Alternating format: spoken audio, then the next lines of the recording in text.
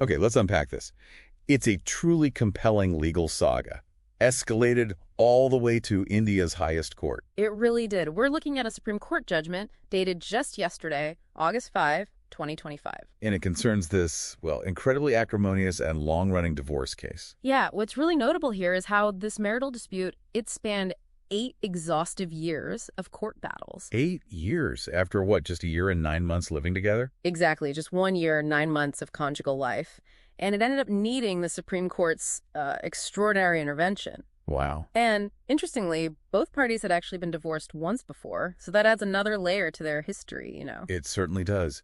So our mission for this deep dive, for you listening, is to understand what really fueled this intense, protracted conflict. Right, and the unusual legal powers the court eventually had to invoke. And those surprising, really definitive terms it laid down just to bring it all to a close. Let's get into it. Okay, so this case, it gets really interesting when you look at the initial conflict. The core of it all seemed to be an apartment in Mumbai. That's right. The husband, and it's relevant he has an autistic child from a prior marriage, he claimed he actually left a lucrative job. Oh, really? Where was he working? He mentioned leaving lucrative employment, didn't specify where exactly in the judgment beyond that, and moved to Faridabad.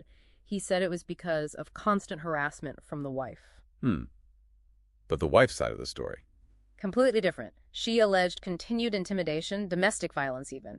Said the husband abandoned her, left her without support. And she brought her parents into the apartment, the one they were disputing. Yes, she did. And what's fascinating, or perhaps troubling, is how quickly these personal claims just blew up into formal legal action. You mean the criminal complaint? Exactly. The wife filed under Section 498A of the Indian Penal Code, that's about cruelty by a husband or his relatives. Okay.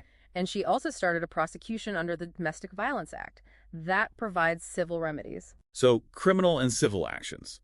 Plus, the husband had already filed for divorce. Correct. A real tangle of legal proceedings right from the start. So, after years of all this back and forth, multiple cases. Yeah. They actually reached a settlement at one point. They did, surprisingly. In September 2022, it looked like a breakthrough. What did that agreement involve? It included the wife paying about 10 lakhs rupees, so roughly 100,000 INR, to clear a loan on that Mumbai apartment. And in return? The husband agreed to gift her the property. They even filed the first motion for a divorce by mutual consent. It sounds like they were finally there. A resolution. Almost. But then, just before the final step, the wife... Well, she resigned, as the court put it. She backed out. Backed out. After agreeing, why? Well, the Supreme Court noted that she later demanded a pretty staggering sum, 12 crores in permanent alimony. 12 crores, that's huge. Yeah. On top of getting the apartment. On top of the apartment, yes. And this, naturally, sparked a huge fight over their finances. I can imagine. What were the claims there? The husband said he'd resigned from Citibank, claimed his income had plummeted from over 2.5 crores annually down to around 17 lakhs. A massive drop. But the wife disputed that. Oh, absolutely. She asserted he was still very well employed, earning a lot, and that she was the one left in penury, basically destitute.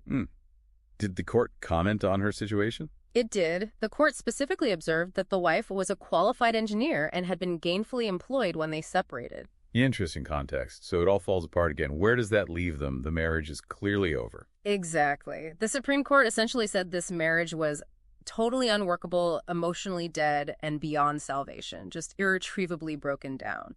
So what can a court even do then, when it's that broken? This is where Article 142 of the Constitution comes in. It's a unique power the Supreme Court has. To do what, exactly? To do complete justice. It lets the court make orders necessary to ensure fairness and finality, even if it means going beyond the strict letter of existing laws sometimes. A powerful tool. Yeah. And they used it here. They did. And part of doing complete justice, in the court's view, involved looking again at those earlier criminal claims by the wife. The Section 488A allegations. Yes. The court found them, and I'm quoting here, commonplace, banal, and vague. Strong words from the court. Very. They also noted the timing filed a full year after the couple admitted they had separated.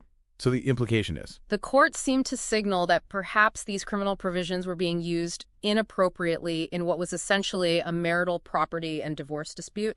As a result, they quashed those criminal proceedings entirely. Crossed them. Okay. Right. So that clears away some of the legal clutter. Then what about the final resolution?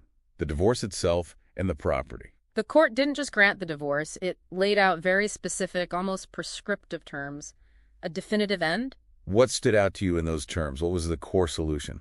Well, first, the husband has to pay all the outstanding maintenance dues on the apartment. Apparently, that was over 25 lakhs by January 2025. Okay, clear the debts. Then, he has to transfer the apartment, which he valued at 4 crores, mind you, plus 2 car parking spaces, to the wife, via a gift deed. So she gets the apartment free and clear, plus the parking. Exactly.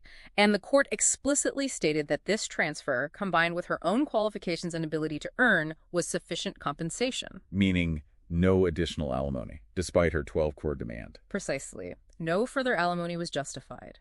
The court considered the husband's responsibilities for his autistic child and his documented current financial situation. That is a very clear-cut ruling. Did they put a deadline on it? A very firm one. The husband must execute that gift deed, transferring the apartment by August 30th, 2025, just a few weeks away. And what if he doesn't? If he fails, the divorce decree becomes void. No divorce. High stakes for him. What about her? What if she refuses to cooperate with the transfer? That's also covered. If she doesn't cooperate, if she doesn't show up to register the deed, the divorce still takes effect on August 30th. Wow. So the court is really determined to make this divorce final, one way or another. Absolutely. It highlights their determination to finally end this 8-year battle. They also explicitly ordered all other related cases, civil and criminal, between them closed. Done. 8 years. It really puts into perspective the emotional, the financial drain these kinds of disputes cause, doesn't it? It truly does. So this deep dive, it really underscores the, well, extraordinary lengths the legal system, especially the highest court, might go to untangle these incredibly personal, complex situations, really striving to achieve that idea of complete justice. It certainly does. And it leaves us, and you listening, with an important question, I think. In these situations where relationships completely break down, where the parties just cannot agree, how much power should courts have?